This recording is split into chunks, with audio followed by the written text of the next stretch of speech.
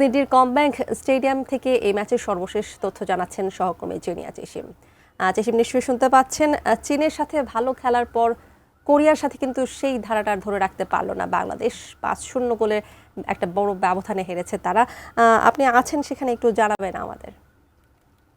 আসলে বাংলাদেশ চীনের বিপক্ষে যে ফুটবলটা খেলেছিল সেই ফুটবলটা কিন্তু উত্তর কোরিয়ার বিপক্ষে খেলতে পারেনি।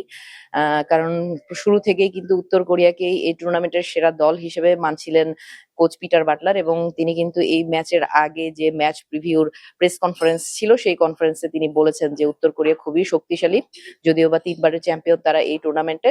এবং আমরা কিন্তু মাঠের লড়াইয়ে সেটাই দেখেছি, বাংলাদেশ চীনের বিপক্ষে যে খেলাটা খেলেছে উত্তর কোরিয়ার বিপক্ষে সেটা একদমই খেলতে পারেনি। যদিও বা প্রথমার্ধে বাংলাদেশ খুব চেষ্টা করেছে যে আহ কম গোলে যাতে উত্তর কোরিয়াকে ঠেকিয়ে রাখা যায়, কিন্তু শেষ পর্যন্ত আসলে বাংলাদেশ 5টা গোল হজম করেছে। সেখানটায় কিন্তু বাংলাদেশের অনেক গাফিলতি ছিল। আমরা যদি ডিফেন্সের কথা বলি, ডিফেন্স অনেকটাই অগোছালো ফুটবল খেলেছে, এবং এই ব্যবধানটা আরো বাড়তো যদি গোলকিপার মিলি আসলে দুর্দান্ত পারফর্ম করেছেন, এবং তিনি সর্বোচ্চ চেষ্টা করেছেন যে বাংলাদেশকে যত কম ব্যবধানে বাংলাদেশ হারে সেই চেষ্টা মিলি করেছেন, এবং তিনি কিন্তু শেষ পর্যন্ত তার সর্বোচ্চ চেষ্টাই করেছেন। না হলে কিন্তু বাংলাদেশের এই যে হার, সেই হারের ব্যবধানটা আরো বাড়তে পারতো। এবং উত্তর কোরিয়া কিন্তু দারুণ আজকে ফুটবল খেলেছে, তারা অনেকগুলো সুযোগ তৈরি করেছিল। তারপরেও বলবো যে বাংলাদেশের ভাগ্য সহায় হয়েছে এই ম্যাচটাতে। না হলে প্রথমার্ধেই 3টা গোল বাংলাদেশ হজম করত, সেক্ষেত্রে 3টা গোল বাতিল হয়েছে উত্তর কোরিয়ার,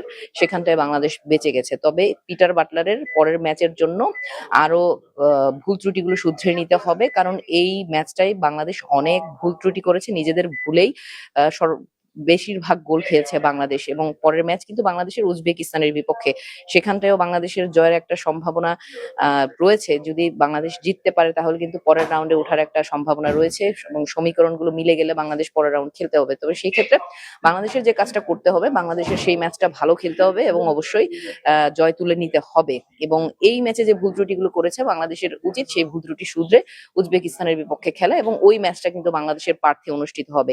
সুতরাং ওই পার্থের সাথে আবহাওয়ার সাথে একটা মিলিয়ে নেওয়ার একটা আহ আহ পরীক্ষাও রয়েছে বাংলাদেশের। এবং বাংলাদেশ যতটুকু জানতে পেরেছি আমরা, আগামীকাল তারা পার্থের উদ্দেশ্যে এখান থেকে দল রওনা দেবে। এবং কিছুক্ষণ আগে কিন্তু আমরা অধিনায়ক আফিদার সাথে কথা বলেছিলাম, যে আফিদা কিন্তু স্বীকার করেছেন যে এই ম্যাচে আসলে বাংলাদেশ দলের অনেক ভুল ত্রুটি ছিল, এবং সেগুলো তারা শুধরে নেওয়ার সর্বোচ্চ চেষ্টা করবে। তো এখন পর্যন্ত আমার কাছে এই ছিল সর্বশেষ তথ্য।